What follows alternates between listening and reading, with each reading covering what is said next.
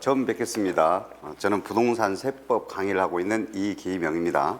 하여튼 여러분들하고 남은 기간에 제가 여러분들이 합격할 수 있도록 최선을 다해서 강의를 해드릴 테니까 여러분들도 웬만하면 수업에 참여하셔가지고 이번 시험에 꼭 여러분들 좋은 결과가 있기를 바라겠습니다. 일단 우리 이제 부동산 세법은 전체적인 세법을 다 다루는 것이 아니라 일부 세금만 다루고 있습니다. 여러분들이 이미 아시다시피 우리 이제 지방세 세금으로는 취득세, 등록면허세, 재산세 요 세 개 세금 위주로 거의 출제가 되고 있고 가끔은 7, 8년에 한 번씩은 기타 나머지 지방세가 있어요. 지역자원시설세라든지 또 지방교육세 그리고 또 지방소득세라고 들어봤죠. 지방소득세 등에서 가끔씩 한 문제 출제되는데 이번에 시험에서는 기타 지방세는 작년처럼 안 나오기로 저하고 약속을 해놨으니까 여러분들 기타 지방세는 안 보셔도 돼요. 취득세, 등록면허세, 재산세 이렇게 위주로 하시면 되겠습니다. 그리고 이 세 개 세금에서 일군문항이 출제가 됩니다. 그 일군문항 중에서 이제 취득세가 한 세 문항 정도, 취득세가 제일 중요하죠. 그리고 이제 부동산 등기 냈을 때 등록면허세로 한두 문항, 그리고 이제 재산세에서 이렇게 이제 세 문항 정도 이렇게 출제가 되어서 일곱 문항 정도가 출제되고, 그리고 이제 우리가 국세, 국가에서 이제 부가 징수되는 것이 이제 국세죠. 국세도 이제 여러 개 세금이 있습니다. 여러 개 세금이 있지만 다행스럽게 우리 중개사 시험은 두 개 세법, 그러니까 국세는 법률이 따로따로 돼 있는데 두 개 세법에서만 출제가 되고 있습니다.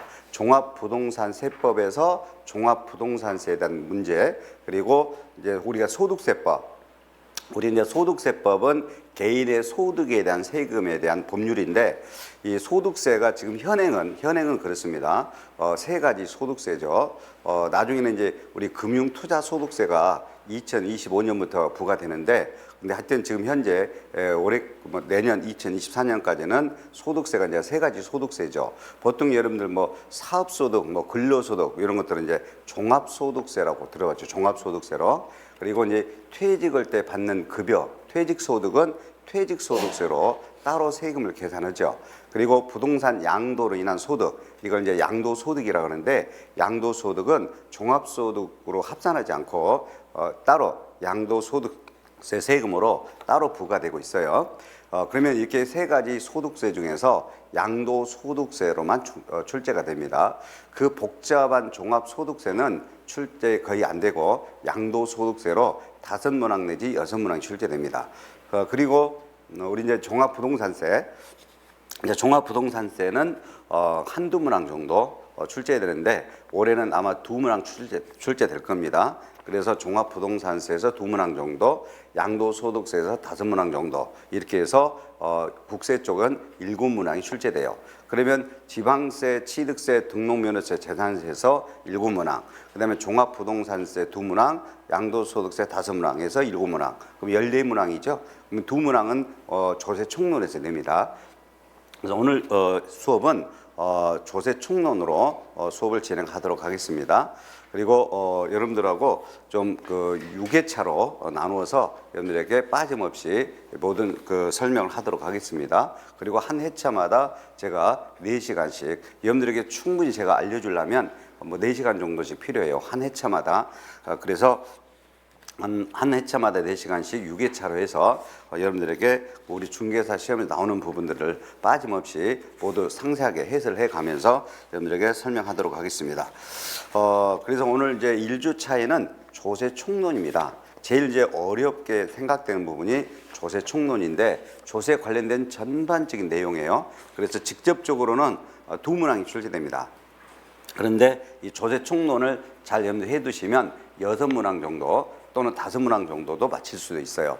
그래서 나는 세법을 5문항이나 6문항만 맞힐란다 그러면 오늘 1주차 조세총론만 완벽하게 알게 되면 5문항 내지 6문항 맞춥니다. 근데 그렇게 맞춰가지고는 요즘 시험에 합격하기가 힘듭니다.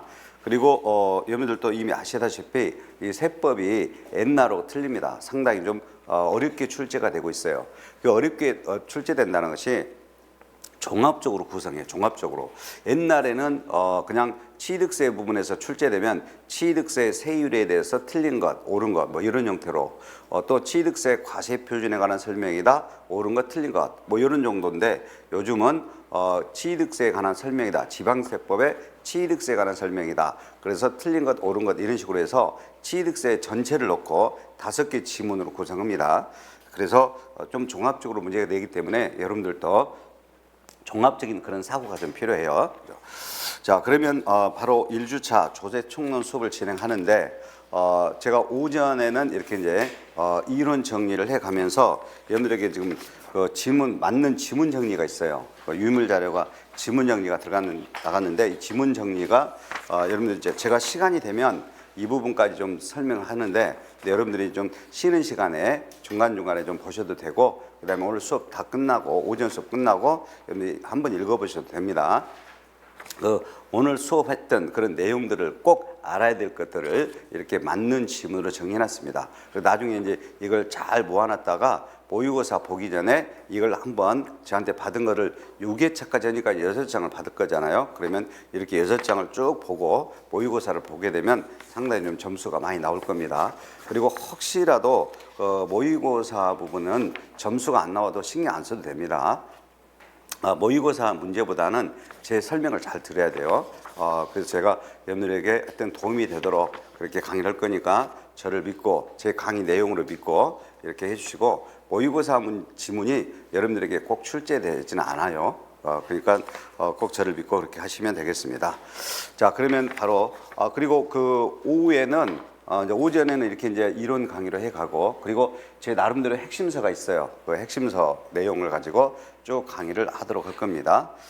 그리고 이제 오후에는 이제 기출 문제를 제가 재구성한 겁니다. 기출 문제하고 똑같은 문제도 있지만 기출 문제랑 똑같이 또 출제되지는 않기 때문에 제가 다른 지문으로 또 개정된 거 이런 것들을 다른 지문으로 꼭 나올 만한 그런 지문으로 많이 구성을 했습니다.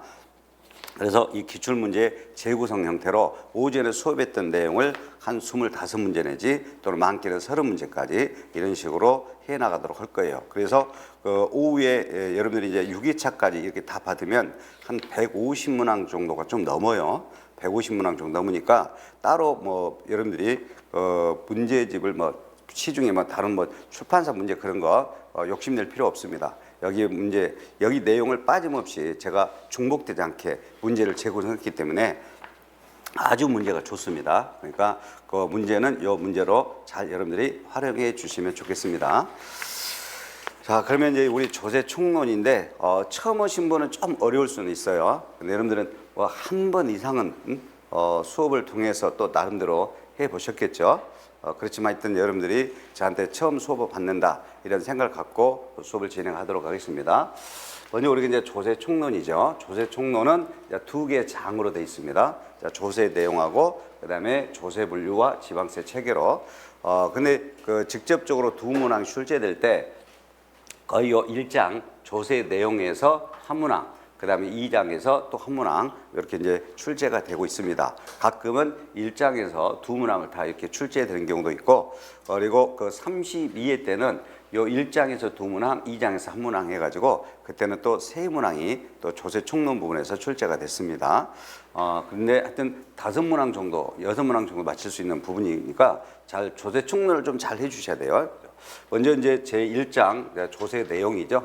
이제 조세의 내용인데 이제 먼저는 이제 세금에 대한 정의가 나와 있습니다. 우리가 이제 통상 일반적으로는 세금이라고 이렇게 하지만 우리가 이제 법률상으로는 조세란 용어로 사용합니다. 그래서 앞으로는 여러분들은 이제 세법 법률을 배우니까 앞으로 이제 조세라고 이렇게 하고 뭐 세금이라고 이렇게 보다는 조세란 용어로 거의 법률은 사용합니다. 그럼 먼저 조세에 대한 정의인데 뭐 간단히 말하면 뭐 세금의 정의죠. 근데 여러분들에게 세금의 정의를 주관식으로 써라 뭐 그런 건 아닙니다. 그러니까 세금이라는 것은 이렇다라는 것 느낌만 가져가면 돼요.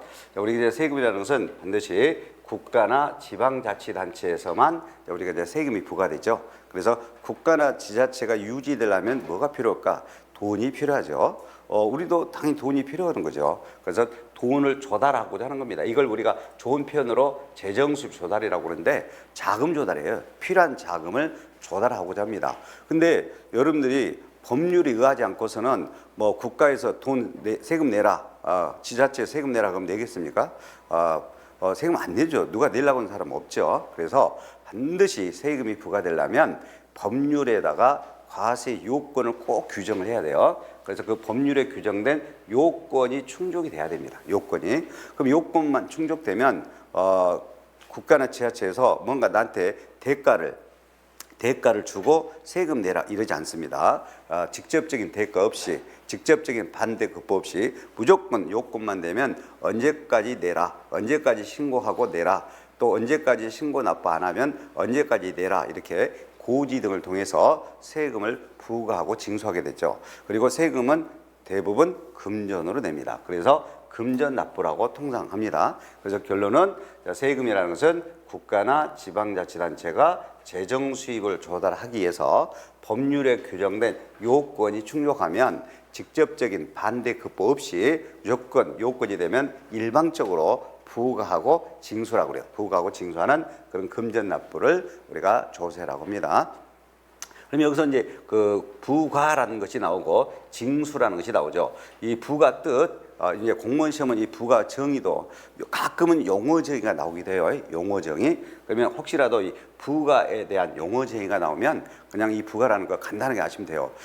국세나 지방세. 그러니까 국세는 이제 국가가, 지방세는 지방자치단체가 이렇게 요건이 충족된 자한테, 그 사람한테 국세를 또는 지방세를 부담하게 하는 것.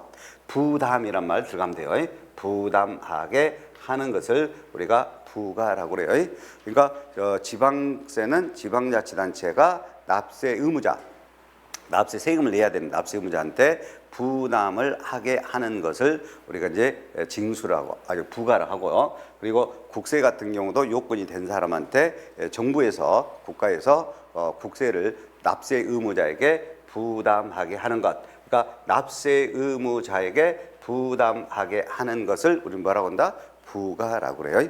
그다음에 이제 징수는 이제 부담하게 했으니까 거두어 드리는 것을 말한다 이렇게 돼 있어요. 그러니까 지방세나 또는 국세 등 이런 것을 거두어 드리는 것을 징수라고 그래요. 거두어 드리는 것. 그러니까 이거 법률상으로는 이렇게 부가라는 것은 납세 의무자에게 조세를 부담하게 하는 것이다. 그다음에 징수는 이렇게 거두어 드리는 것을 말한다. 국세나 지방세를 거두어 드리는 것을 말한다. 이렇게 돼 있지만 이 거두어 드린다는 것 우리 쉽게 받아낸다 이렇게 생각하시면 돼요. 이를 우리가 이제 징수라고 하게 됩니다. 그러면 이러한 부가와 징수를 묶어 가지고 우리는 이제 과세한다라고 그래요. 과세한다. 그러면 결국은 세금이라는 것은 국가나 지자체에서 돈이 필요하니까 법률에 규정된 요건이 충족한다 자한테 직접적인 대가 없이 부가 징수하는 금전 납부를 우리가 뭐라 한다? 조세를 한다. 그러면 이러한 조세 정의에 따라서 우리는 세금의 특징을 보겠다는 겁니다.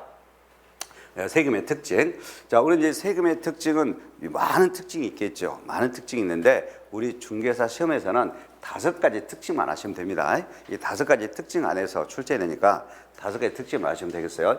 일단 조세는 오로지 국가나 지방자치단체에서만 부과하고 징수합니다. 이렇게 부과하고 징수하는 징수권자, 부과권자를 우리가 과세주체라고 그러죠. 그러니까 과세주체는 부과 징수되니까 부과권자라고도 하고 또는 뭐 징수권자라고도 합니다. 그럼 오로지 세금은 어디에서만 부과되고 어디에서만 징수된다? 국가와 지방자치단체에서만 부과하고 징수된다. 그리고 국가가 부과하고 징수되는 것이 우리가 통상 국세라고 많이 들어봤죠? 국세. 그럼 국세는 여러 개의 세금이 있습니다. 옛날 우리가 초창기 때는 우리 중개사 시험에 이런 것들이 기본적으로 출제됐어. 다음 중 국세에 속하는 세금으로만 옳게 나열된가 뭐 이런 식으로. 뭐 지금은 그렇게 간단한 문제는 출제되지는 않습니다. 당연히 알고 있다고 생각을 해요. 국가가 부과징수하는 것이 국세다. 국세는 여러 세금이 있다. 그냥 여러분들 국세 세금 10개 넘게 있어요. 많다 이런 정도. 그다음에 지방자치단체에서 부과되는 것이 지방세다. 그럼 지방세도 뭐 취득세나 뭐 등록면허세 등 여러 개 있다. 그럼 결론은 세금은 오로지 어디에서만 부가징수된다? 국가와 지방자치단체에서만 부가징수된다. 국가가 부가징수되는 것이 국세다. 국세는 여러 개 있다. 그다음에 지방자치단체에서 부가징수된 것이 지방세다. 지방세도 여러 개 있다. 이렇게. 그러면 국가나 지자체에서만 부가징수되기 때문에 국가나 지자체가 아닌 여러 공공단체가 있죠. 공공단체에서 부과하는 것은 절대 우리가 조세가 될 수 없습니다. 자, 그런 것들은 우리 흔히 뭐 공과금이라고 그래요. 뭐 대표적으로 대한적십자사회비 등은 조세가 될 수 없죠. 그래서 이러한 대한적십자사회비 등 뭐 개발부담금 뭐 그런 것들은 우리는 뭐라고 그래요? 공과금이라고 합니다. 이렇게. 자, 그리고 세금을 부과하는 목적이 있죠. 물론 세금이 부과되는 것이 여러 가지 목적이 있습니다. 일면 우리가 세금을 부과해서 부동산 투기를 억제하는 것을 막을 수도 있고 여러 가지 목적이 있지만 궁극적인 목적은 재정 수입 조달 목적이죠. 재정 수입 조달 목적. 여러분들이 이렇게 이제 문제를 풀어다 보면 과세 목적을 이렇게 쓰는 사람도 이렇게 말하는 사람도 있어. 국고적 목적이라고. 그래서 옛날에는 국고적 목적이라는 용어를 사용했는데 지금은 그냥 재정 수입 조달 목적이다, 자금 조달 목적이다 라는 것 의미만 아시면 되겠습니다. 자, 그러면 이런 재정 수입 조달 목적이기 때문에 여러분들이 혹시라도 막 도로교통법 신호위반 등을 하게 되면 뭐가 나와요? 뭐 범칙금이 나오잖아요. 또는 뭔가 법률을 위반하면 벌금이 나오기도 하고, 그래서 이런 벌금이나 뭐 과태료 같은 거, 이런 거 범칙금 이런 것들은 절대 조세가 될 수 없어요. 이런 것들은 이제 법률을 위반해서 부과하는 어떤 제재금이죠. 절대 우리가 그 범칙금은 재정수입 조달 목적이 아니에요. 그러니까 이런 과태료나 또는 벌금 같은 거 이런 것들은 절대 조세가 될 수 없습니다. 어떤 사람은 자기가 신호 위반하고 뭐 있다고 그래요. 이제 딱지 끊으면 이렇게 국가 지자체에서 세금이 없어가지고 세금으로 받으려고 이렇게 자기가 위반하는 것은 신경 안 쓰고 무조건 국가 탓만 하는 겁니다. 그런 건 절대 세금이 아닙니다. 벌금, 과태료 등은 절대 뭐가 될 수가 없다? 조세가 될 수 없다라는 것 그렇게 하시면 되겠어요. 세금은 오로지 이렇게 재정 수입 조달 목적이다. 여러 목적이 있지만 그리고 세금을 무조건 과세해서는 안 된다. 법률, 여기서 법률을 우리가 이제 앞으로 저는 세법이라고 말합니다. 세법. 그러면 이 세법인 법률은 세법 법률은 20몇 개 있어요. 20몇 개 법률이. 우리가 그 조세하고 관련된 법률이 한 20몇 개 됩니다. 그래서 20몇 개를 전부 다 우리가 이제 세법이라고 하는데 이 세법이 이제 국세에 관한 법률, 뭐 지방세에 관한 법률 여러 개의 법률로 나눠지는데 여러 개 세법으로 나눠지는데 그런 거 구체적으로 볼 필요 없습니다. 무조건 법률인 세법에 규정된 요건이 충족해야만 우리가 세금이 부과된다. 그러면 세금이 부과되려면 요건, 과세요건 충족이라고 그랬어요. 그러면 이 요건이 있어요. 과세에 드는 요건, 이 요건은 흔히 이제 네 가지를 말합니다. 네 가지. 그럼 세금을 내려면 내는 사람이 꼭 있어야 돼. 내는 사람. 세금을 내는 사람을 납세 의무자예요. 납세 의무자. 우리 뭐 취득세 같은 경우는 취득자가 납세 의무자이다. 재산세는 과세 기준일인 6월 1일 날짜 뭐 사실상 소유자다. 이렇게 들어봤죠? 예. 그래서 이 납세 의무자에 해당이 돼야 됩니다. 그다음에 세금이 부과되려면 부과하는 대상이 필요해요. 대상. 당연히 대상이 필요하죠. 과세 대상이라고 시험에 많이 나옵니다. 그래서 우리 과세 대상에 대해서는 시험에 항상 한 문제 이상은 꼭 출제되죠. 제일 많이 출제되는 것이 양도소득세죠. 다음은 양도소득세 과세 대상에 해당되지 않는 것 이런 걸 자주 나오죠.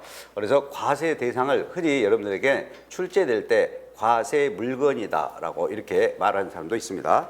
과세 물건이다 이렇게 말하기도 해요. 한꺼번에 많이 넘어가 봤네. 과세 물건이라고도 합니다. 과세 물건이라고도 한다. 이쪽에 너무 가까이 써버리니까 그러네요. 과세 물건이라고 해요. 과세 물건. 그리고 세금은 이렇게 산출이 돼야 돼. 과세 표준에다 우리가 세율을 곱하게 되죠. 그래서 과세 표준과 세율도 과세 요건이 됩니다. 그리고 우리 과세 표준에다 이 세율을 곱하기를 해요. 이렇게 곱한 금액을 여러분들 다 아실 거예요. 산출세입니다. 산출세이라고 그죠? 산출세. 이쪽이 그냥 무섭네 이제 무서워요. 이렇게 산출세기를 한다. 산출세. 그래서 이 네 가지 요건이 무조건 충족돼야 돼. 그래서 여러분들 모든 세금마다 네 가지 요건이 있어요. 여러분 취득세 배울 때 이 네 가지 요건을 배우잖아요. 취득세 납세무자, 취득세 과세 대상, 취득세 과세 표준, 취득세 세율. 이게 이제 기본적인 과세 요건이에요. 등록면허세가 부과되려면 또 이 네 가지 요건이 충족돼야 되고, 양도소득세가 부과되려면 이 네 가지 요건이 충족돼야 돼. 그래서 모든 세금마다 다 이 네 가지 요건을 배우잖아요. 결론은 법률에서 정한 이 네 가지 요건이 충족되어야만 세금을 부과합니다. 이걸 우리는 조세 법률주의라고 그래요. 자, 지금 제가 말하는 것은 학계론으로도 출제됩니다. 학계론으로도 우리나라 조세는 조세 법률주의를 채택한다. 맞아요. 법률에서 규정된 네 가지 요건이 충족되어야만 세금이 부과됩니다. 법률에 의거 없이는, 근거 없이는 조세를 부과할 수 없습니다. 자, 그다음에 우리 이제 세금을 부과할 때, 자, 그러면 이 산출세, 과세 요건이 산출세액이 100만 원이 나왔다. 100만 원. 그러면 산출세액이 100만 원 나오면, 그러면 국가나 지자체가 100만 원어치 대가를 나한테 직접적으로 대가를 주면서 내가 세금 100만 원 내게 됩니까? 그렇지 않죠. 직접적인 국가 지자체는 요건만 되면 나한테 직접적인 대가값이 무조건 뭐예요? 부과되고 징수되죠. 그래서 꼭 직접적 개별적인 반대 급부 없이 요건만 충족되면 무조건 일방적으로 부과되고 징수돼요. 그래서 전혀 뭐 반대 급부가 없는 건 아닙니다. 우리 이제 세금으로 인해서 국가나 지자체는 우리한테 여러 가지 뭐 서비스 등을 제공해 주죠. 그죠? 의료 혜택, 뭐 의료라든지 국방이라든지 여러 가지 치안이라든지 이런 간접적인 우리는 혜택을 주게 됩니다만, 내가 세금 낸 만큼 직접적으로 대가를 받고 세금을 내는 것은 아니다. 직접적 개별적 대가가 없다. 다만 간접적인 그런 치안이나 국방, 행정 등 간접적인 대가는 받는다. 그러나 직접적인 대가 없이 부가징수한다. 제일 중요한 것은 납부 방법이죠. 조세는 금전으로 납부하는 것을 꼭 원칙으로 한다. 그래서 앞으로 금전 납부라고 해야 돼요. 금전 납부. 다만 외외적으로 물납이 허용되고 있습니다. 극히 물납이 허용되는 세금이 있는데, 근데 혹시라도 학계론 시험에서 우리나라 조세는 물납을 허용하지 않고 있다고 하면 틀립니다. 물납을 허용하고 있는 것이 있어요. 물납이 허용되는데, 이 물납이 허용되는 세금은 지금 현재 두 개밖에 없습니다. 국세에서는요, 상속세 물납이 허용됩니다. 상속세 물납이 허용되고, 그다음에 지방세에서는 오로지 재산세만 물납이 허용돼요. 근데 이 상속세 물납은 우리 시험에 다루지 않아. 그러니까 상속세 물납은 전혀 여러분들이 공부할 필요는 없고, 지방세 물납만 출제가 되는데, 이 지방세 물납에 대해서는 지방세 기본법이라는 법률에 규정돼 있어요. 물납을 언제까지 신청을 해야 된다, 이런 것들, 절차 등을 그리고 이렇게 그 지방세 기본법에 의해서 물납이 가능한 세금은 재산세만 환한다, 이렇게 돼 있습니다. 그리고 여러분들 혹시 그 재산세를 받을 때 일반적인 재산세인데, 도시 지역에서는 일반 재산세에다 더 플러스 알파 된다라고 들어봤죠? 알파. 이걸 도시 지역분이라고 그래요. 그래서 꼭 도시 지역분을 포함이라고 그래요. 도시 지역분까지 포함해서 꼭 물납이 됩니다. 그래서 혹시 시험 문제 재산세 물납 나오면 꼭 가로 안에 이렇게 도시 지역분 포함 이렇게 나와요. 그럼 맞는 겁니다. 도시 지역분까지 포함해서 물납이 허용됩니다. 그런데 또 우리가 무조건 또 물납할 수 있는 건 아니고, 당연히 재산세가 물납이 허용되더라도, 당연히 재산세가 물납 허용되더라도 요건이 꼭 충족돼야 됩니다. 재산세가 물납이 허용되더라도 뭐가 돼야 된다? 요건이 중요해요. 꼭 재산세 납부 세금이 1천만 원 초과되어야만 우리가 물납할 수가 있습니다. 그래서 혹시 시험 문제에서 이렇게 나와버려요. 요즘은 금액으로 줘버립니다. 옛날에는 이렇게 그 법률 그대로 금액을 줬는데, 요즘은 따로 금액을 줘버려요. 예를 들면 이렇게 줘버립니다. 재산세 납부 세금이 800만 원인 경우에는 물납을 신청해서 허가받아서 물납할 수 있다. 그럼 틀려요. 우리는 1,000만 원 초과돼야만 물납이 되니까 1,000만 원 이하로 금액을 주어지면 물납할 수 없습니다.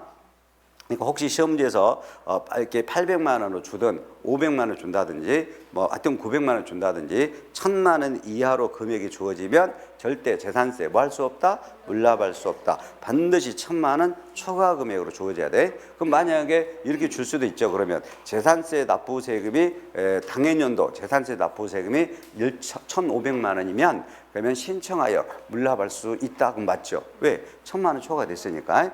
꼭 요즘 금액을 주니까 이 1000만 원 잘 알아둬야 돼요.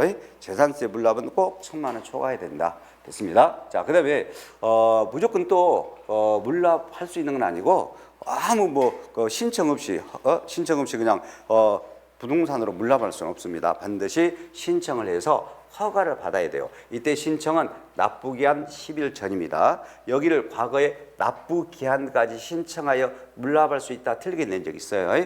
납부기한까지가 아니라 납부기한 10일 전까지.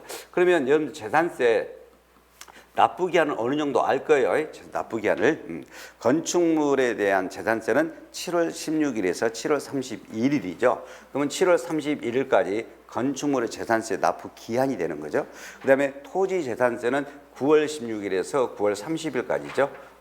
이게 이제 납부 기한이죠. 재산세 납부 기한. 그러면 내가 재산세 1000만 원 초과해야 되고 물납이 하려면 10일 전까지 뭐 해야 된다? 신청을 꼭 해야 된다 이거예요. 10일 전까지 꼭 신청해야 된다.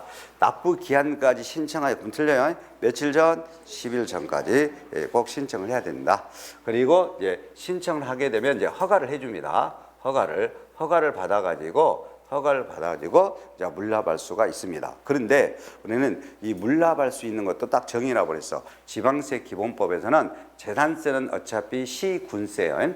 재산세는 시군세라고 들어봤죠? 물론 이제 특별시, 광역시는 구청장이 부과되는 거고, 그러니까 서울특별시 같은 경우는 구청장이 부과하고 재산세를, 인천광역시도 구청장이 부과하고, 그다음에 경기도에서는 시군에서 부과되는 거죠. 경기도는 28개 시하고 3개 군이 있죠. 3개 군. 그래서 경기도에서는 31개 시군에서 재산세를 부과하죠. 예를 들면 성남시 소재 부동산은 당연히 성남시장이 재산세를 부과하게 되는 거고, 이해됐죠? 그다음에 가평군에 있는 재산은 당연히 가평군수가 부과되는 것이죠. 그러면 재산세는 어차피 재산 소재지, 토지나 건축물 등 소재지의 시군에서 부과되기 때문에 물납을 하더라도 해당 시군이에요. 해당 시군을 여러분에게는 관할구역이라고 나와요. 관할구역. 그래서 시군 관할구역에 소재하는 부동산으로만 물납할 수 있는 거죠. 그러면 실제 기출문제입니다. 성남시 소재와 강남구에 부동산을 소재하고 있을 때 성남에서 물납을 할 때는 성남시 소재 부동산만 가능하다. 맞죠? 이렇게 꼭 시군 관할구역에 소재하는 부동산으로 그리고 이렇게 틀리게 냈어요. 관할구역에 관계없이 이렇게 틀리게 낸 적이 있습니다. 관할구역 관계없이 그러면 안 돼요. 관할구역에 반드시 소재해야 된다. 관할구역 시군에 소재하는 부동산으로만 물납할 수 있습니다.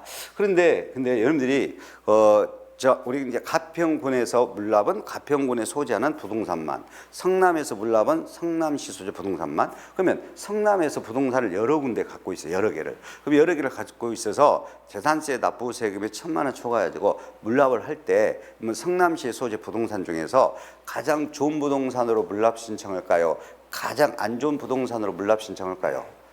여러분들이 물납 신청하는데 가장 안 좋은 부동산으로 물납 신청하겠죠? 맨날 귀신만 나오는 그런 부동산으로 물납 신청하겠죠. 그러면 우리는 국가나 지자체는 돈이 필요에 의해서 법률에 의해서 세금으로 걷어들이는데 돈이 쓰려고 걷어들이는데 근데 귀신만 나오는 쓸모없는 그런 부동산으로 물납 신청을 받아요. 그럼 물납을 허가를 안 할 수도 있습니다.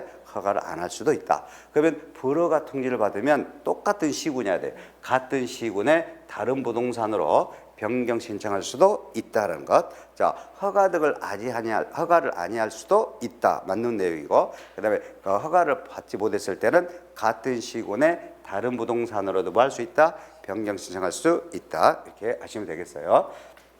그리고 언제 물납한 때가 되느냐? 언제 물납한테가 되고 그다음에 물납 부동산은 어떻게 평가를 하고 이런 구체적인 내용은 어디에서 또 하자? 재산세에서 또 하도록 하고 일단 여기에서는 이 정도까지만 자 결론 짓겠습니다. 자 결론 짓게요. 도시지역분을 포함하여라고 그래야 돼. 도시지역분 포함해서 재산세 납부 세금이 1천만 원 초과하면 납부 기한 10일 전까지 신청을 해서 허가를 받아서 해당 시군 관할구역에 소재하는 부동산으로 뭐 할 수 있다? 납부할 수 있다라는 것. 그리고 불허가를 받았을 때는 같은 시군 관할구역에 다른 부동산으로도 물납을 변경할 수 있다. 이렇게. 그리고 오늘 재산세 구지를 하게 되면 이렇게 일반 재산세도 있고 도시지역에서는 도시지역분 재산세까지 이렇게 포함해서 이제 우리가 이제 물납을 하게 되는데 고지되는데 근데 이 재산세 세금 고지서에다는 재산세 낼 때는 재산세 납부 세금의 100분의 20에 해당하는 지방교육세가 따라와요. 재산세 낼 때는 무엇도 따라온다? 지방교육세. 이 지방교육세를 우리는 부가세라고 하는데 이렇게 부가세라고 하는데 편하게 여러분들 빈대 붙는 세금 빈대세라고 보시면 돼요. 재산세에다 뭐가 빈대 붙는다? 지방교육세. 그리고 이 재산세 납기하고 우리 그 지역자원시설세라는 게 있어. 여러분들 그 6월 1일 날짜로 토지나 건축물, 주택 등 이런 거 보유하게 되면 재산세 세금도 있지만 또 건축물이나 건축물, 주택을 포함한 건축물, 주택 그리고 선박 등 근데 하여튼 건축물, 주택을 포함한 건축물에 대해서는 또 소방분 지역자원 시설세라는 세금 부과돼요. 소방에 대한 또는 소방분이라고 그래요. 소방분 지역자원 시설세가 있어. 그러면 이 소방분 지역자원 시설세도 재산세 납기랑 같아요. 그래서 재산세 고지서에다가 나란히 적어서 고지될 수도 있다. 그러면 재산세 고지를 딱 받으면 도시지역에서는 일반 재산세에다가 도시지역분이 있고 또 지방교육세가 빈대부터 오고 소방분 지역자원시설세가 함께 고지되기도 해요. 그러면 네 개가 고지될 때 도시지역분까지 포함해서만 물납이 가능하고 지방교육세나 지역자원시설세는 절대 물납할 수 없다. 그래서 재산세가 물납이 가능하므로 우리 이제 소방분 지역자원 시설세 또 지방교육세도 물납 대상에 포함될 수 있다 이런 말 하면 안 돼요. 절대 지방교육세나 소방분 지역자원 시설세는 재산세랑 함께 같이 고지되더라도 뭐 할 수 없다? 물납할 수 없다라는 것 아셔야 돼요. 꼭 됐습니다. 자, 그럼 물납은 전부 다 끝났으니까 이제 이 정도로 하고요. 자, 그다음에 이제 항상 여러분들 시험에 낼 때는 물납을 낼 때는 분할납부를 또 같이 내요. 같이 냅니다. 분할납부랑 같이 내는 경우가 있으니까 분납도 여기서 정리하겠습니다. 분할납부를 네 글자를 줄여서 우리가 분납이라고 그래요. 분납은 요 납부 기한까지 자, 재산세라면 건축물의 재산세는 7월 말일이 납부 기한이고 건축물 재산세가 7월 말일이고 토지 재산세가 9월 말까지란 말이야. 그러면 요 납부 기한까지 원칙은 그래요. 원칙은 납부 기한까지 전부 납부가 돼야 돼. 전부 납부가 돼야 되는데 근데 일부 세금은 납부 기한까지 신청하여라고 그래야 돼. 조금 전에 물납은 10일 전까지 신청하여 그랬죠.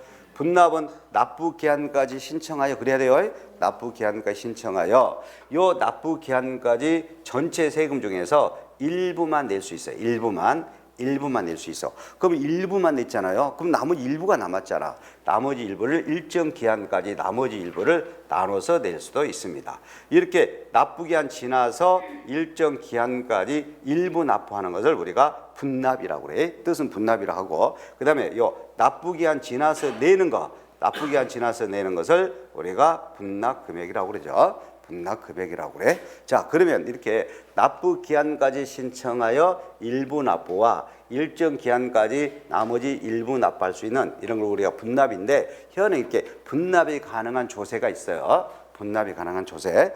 재산세는 250만 원 초과되면 2개월 내 분납할 수 있어요. 재산세는 250만 원 초과되면. 그러면 재산세는 조금 전에 1,000만 원 초과되면 같은 시군 관할구역에 소재하는 부동산으로도 물납할 수도 있고 또 250만 원 초과되면 또 신청을 해서 또 뭐 할 수도 있어. 2개월 내에 또 일부를 분납할 수도 있죠. 그래서 요건이 충족됐을 때 물납과 분할 납부가 둘 다 모두 가능한 조세는 네모 안에서 고르시오. 그러면 무조건 재산세만 답이 돼요. 당연히 도시지역분 포함해서도 분납이 됩니다.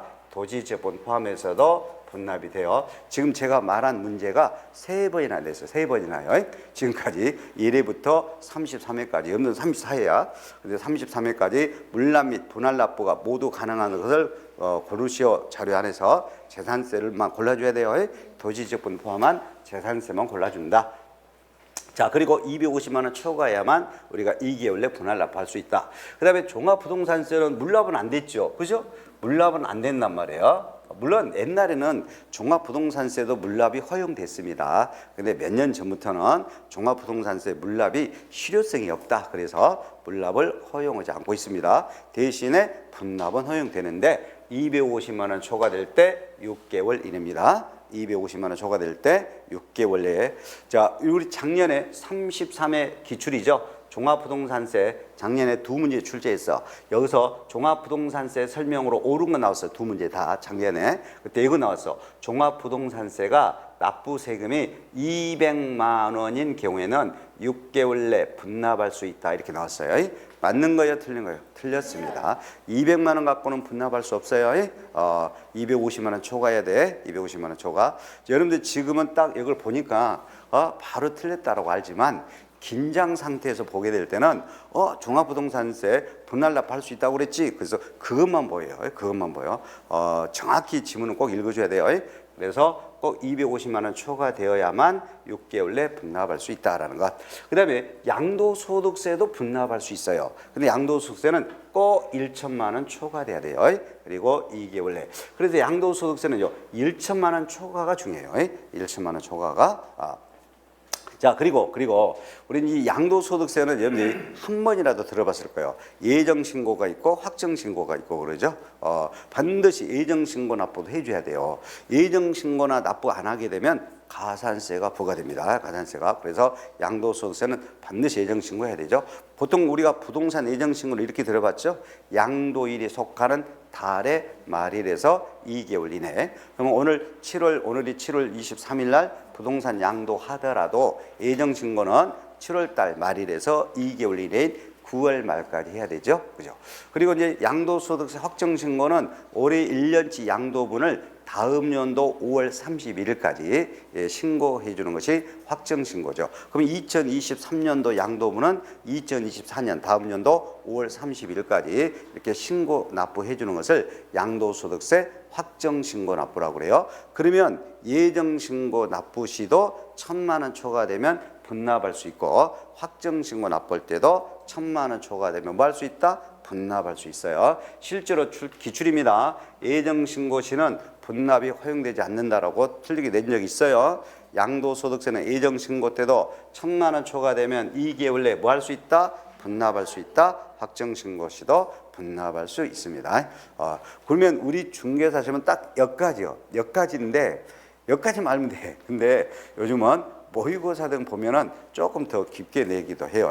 그래서 참고요, 이제 참고로 종합소득세도 양도소득세와 똑같이 1,000만 원 초과되면 2개월 내에 뭐 할 수 있다? 분납할 수 있다. 그래서 혹시라도 시험 지문에 모의고사 등에서 종합소득세가 나오면 이것도 뭐 한다? 양도소득세처럼 1,000만 원 초과되면 뭐가 가능하다?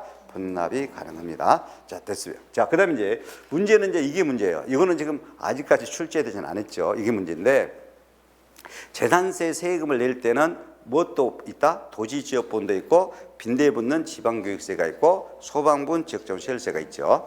그러면 지방교육세는 어차피 재산세에 빈대 붙는 거야. 그러니까 재산세가 분할 납부가 됐을 때 같은 비율로 지방교육세도 같이 분할 납부를 해왔어요. 근데 소방분 지역정시세는 별도의 독립세예요. 독립세예요. 재산세 빈대 붙는 세금이 아니에요. 그럼 소방분 지역정시세는 별도의 독립세인데 근데 재산세 고지서에다가 나란히 적어서 같이 고지할 수가 있어요. 그러면 이 소방분 지역재원시설세를 재산세랑 같이 고지해서 이렇게 하다 보니까 소방분 지역재원시설세는 분할 납부를 인정 안 해줬거든요. 그래서 작년 2022년부터 작년부터는 재산세가 분할 납부를 하게 됐을 때는 소방분 지역재원시설세도 재산세 분할 납부 규정을 준용한다 이렇게 돼 있어요. 그러면 재산세가 250만 원 초과되어 분납 신청하여 내가 분할 납부를 하게 되면 소방분 지역재원시설세도 250만 원 초과되면 똑같이 2개월 내에 뭐 할 수 있다? 분할 납부가 가능합니다. 그럼 결론은 지방교육세나 소방분 지역재원시설세는 절대 물납은 할 수가 없고, 그리고 재산세가 분할 납부가 되면 뭣도 지방교육세나 소방분 지역재원시설세도 뭐가 된다? 분할 납부는 돼요. 분할 납부는 되더라도 절대 무엇은 안 된다? 물납은 안 된다. 꼭 정리하시면 돼. 그러면 완벽하게 모의고사까지 다 대비됐어요. 자, 그러면 이제 물납 분납은 다 끝났으니까 다음 내용을 보도록 하겠습니다. 다음 내용. 저희 분납 이런 내용은 분명히 제가 설명했습니다. 자, 그다음에 이제 조세 분류죠. 자, 세금의 분류인데 여기서 여러 가지 세금 분류를 할 수 있습니다. 11가지 형태로 우리가 이제 세금을 분류할 수가 있는데 절대 그런 거 다 출제되지 않습니다. 제가 지금 말한 정도까지만 하시면 돼요. 그러면 충분히 여러분들 부동산 학계론까지 대비돼요. 부동산 학계론으로도 조세 분류가 시험에 나와요. 일단 조세는 여러 가지 분류할 수 있지만 먼저는 과세 주체에 따른 분류입니다. 과세 주체가 이제 세금 징수권자라고 그랬죠. 그럼 이미 설명했어요. 국가가 부가 징수되면 뭐가 된다? 국세가 된다. 국세는 여러 개 세금이 있다. 근데 14개 세금이 있는데 우리 중개사 시험은 2개만이라도 최소는 알아야 돼. 양도소득세, 종합부동산세가 꼭 국세다. 이거까지 알면 더 좋고요. 모의고사까지 대비되려면 농어촌특별세, 인지세 여기까지.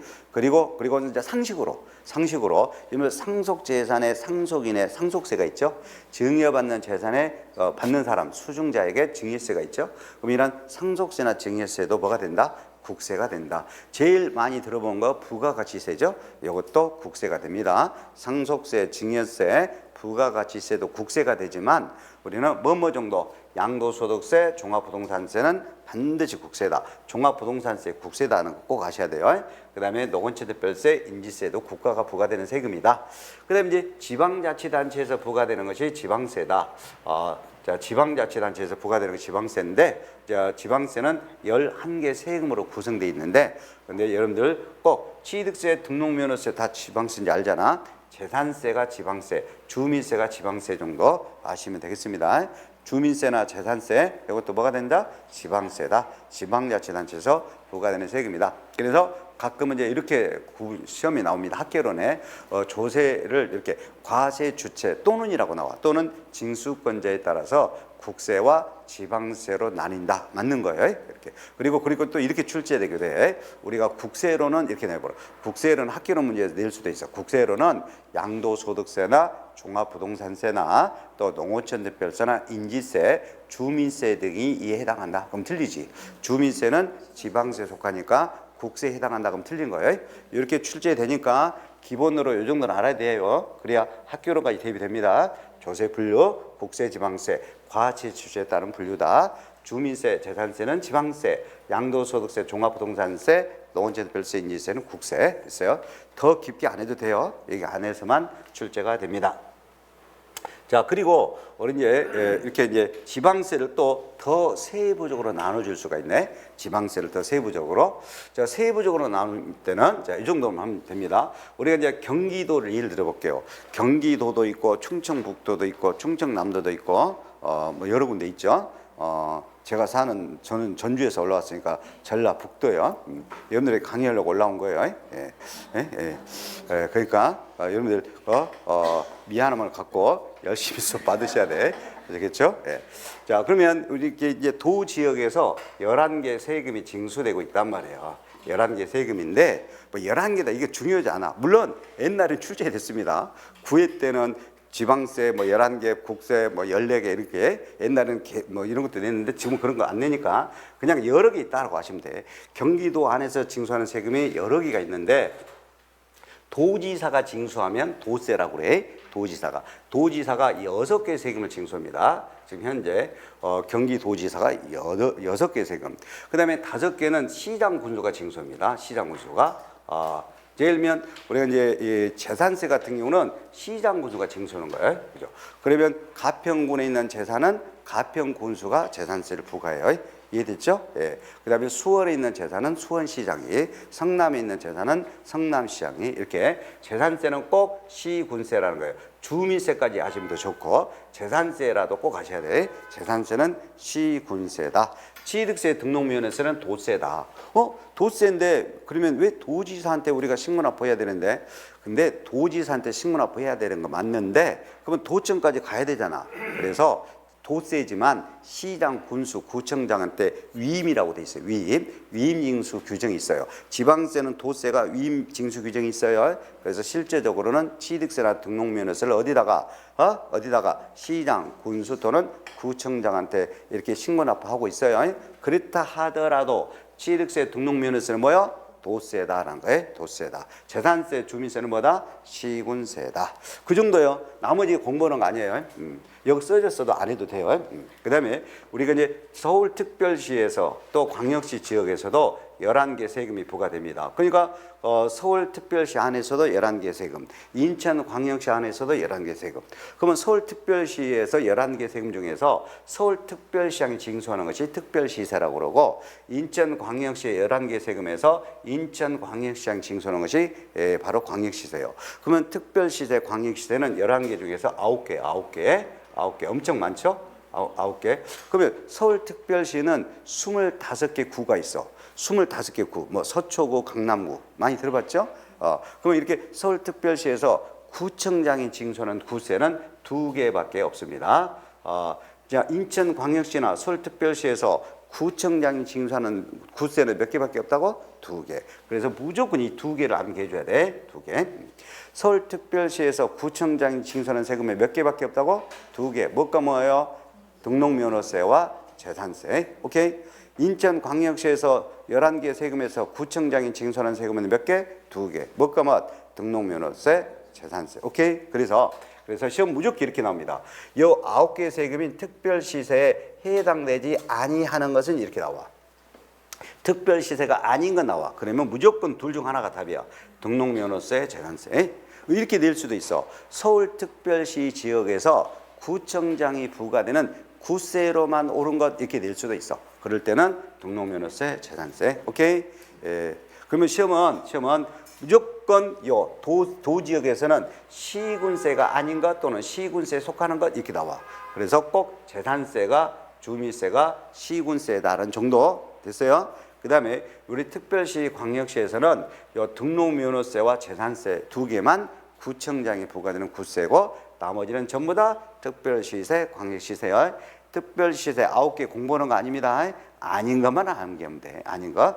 그러면 우리 시험은 요 정도요. 특별시세 여기에 또는 광역시 여기에 해당되는 조세가 아닌 것 그러면 등록면허세나 재산세 둘 중에서 답지를 찾아주면 돼요. 답을. 이렇게. 그래서 요거 최소한은 요 정도만 아셔도 최소한입니다. 이제 최소한 재산세만 암기해도 돼. 시군 구세 이렇게 해요. 다시 한번 재산세는 어쩐다? 시군 구세. 그게 뭐다? 재산세, 시군 구세. 그다음에 등록면허세도 암기해줘야 돼. 도구세라고 그래야 돼. 뭐라고? 도구세. 도세 구세. 자, 우리가 도구로 등록하자.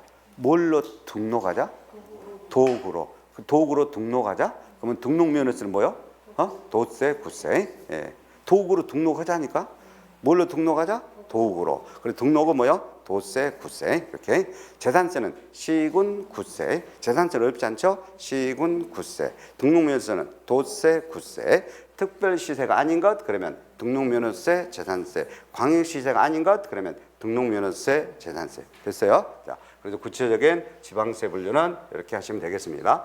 그 다음에 이제 두 번째, 조세 사용 목적에 따른 분류인데, 이거는 요즘은 뭐 출제되지 않습니다. 그냥 가볍게. 자, 세금은요, 자금 조달 목적으로 이제 세금을 부과한다고 그랬죠. 그럼 이제 세금을 쓸 목적이 있잖아요. 목적 있는데, 근데 이 세금은 여러 가지에다 다 쓰게 됩니다. 이런 걸 우리가 일반적 경비에다 다 쓰게 돼요. 세금은. 그래서 이런 걸 보통세라고 그래요.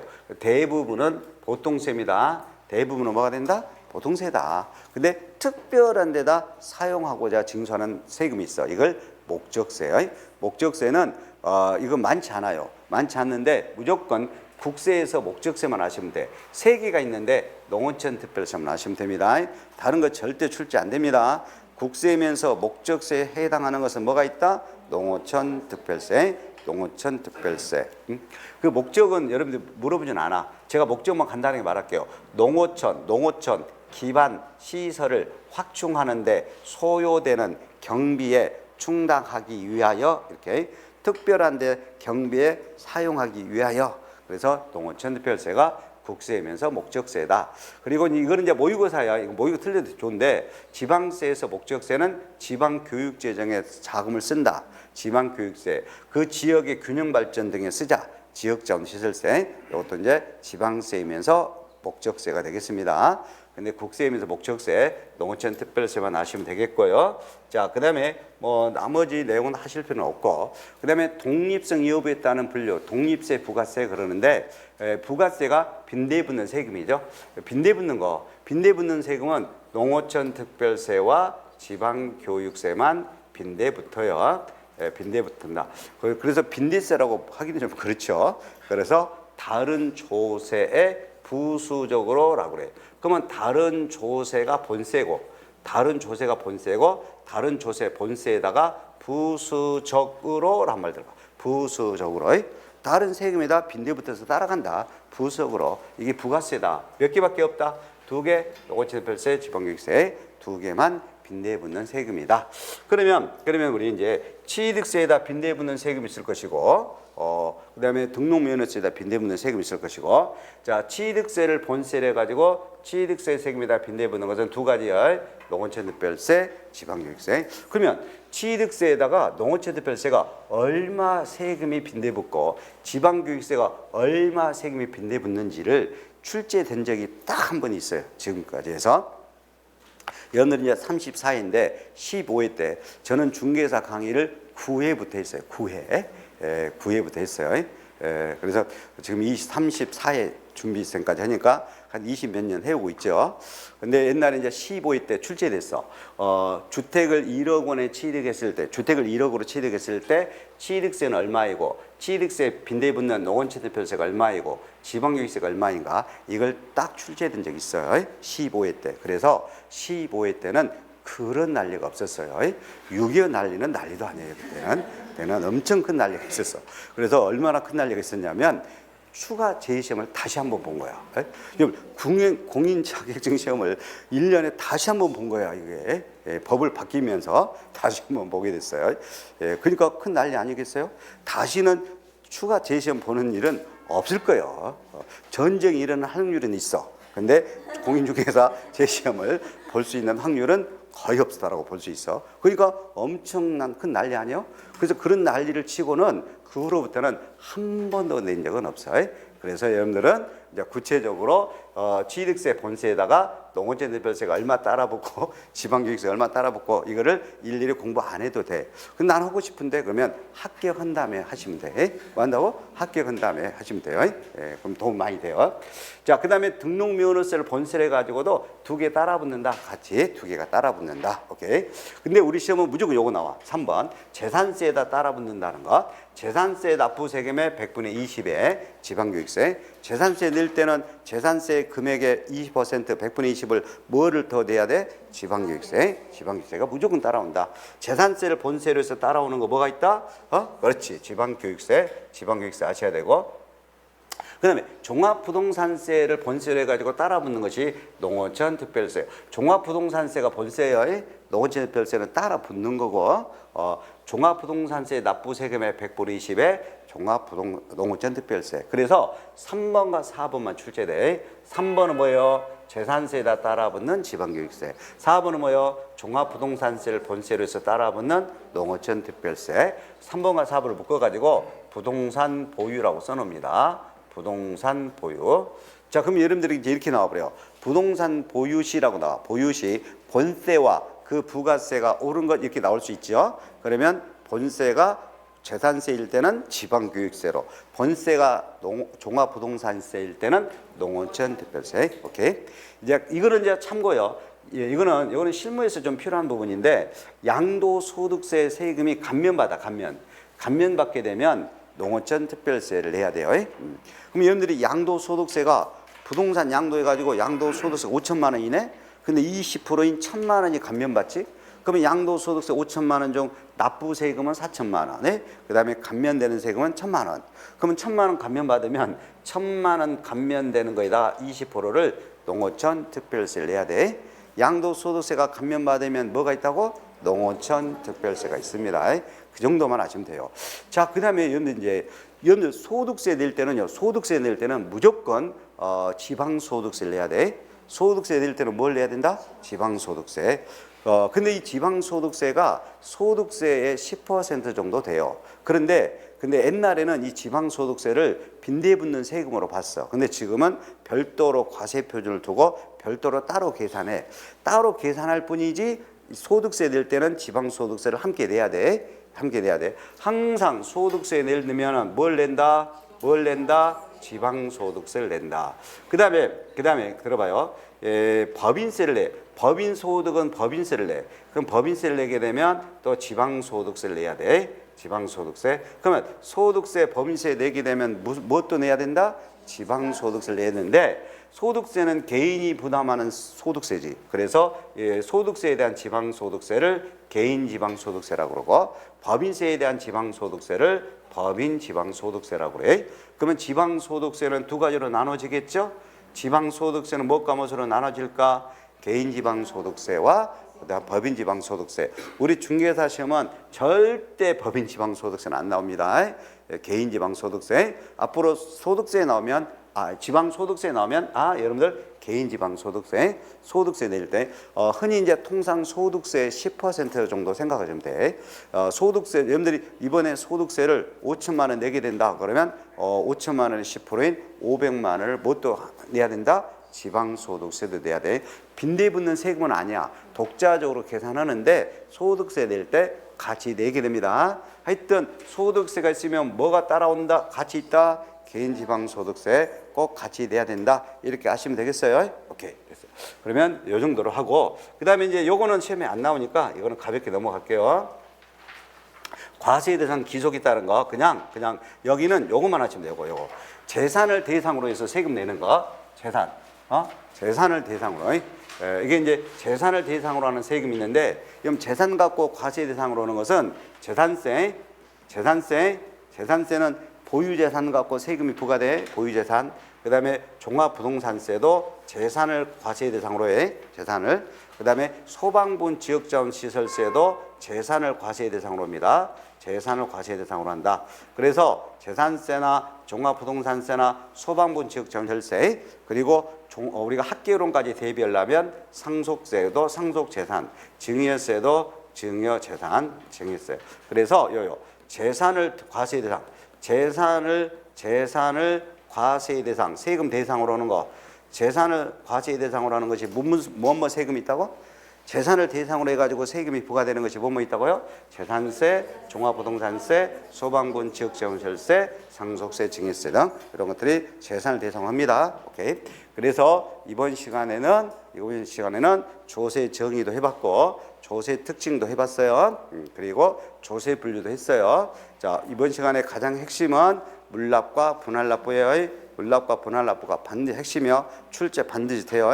그 다음에 조세 분류에서는 요거요. 국세, 지방세의 구분은 그 다음에 지방세에서도 재산세는 시군 구세, 등록면에서는 도세, 구세 그 정도로 오케이.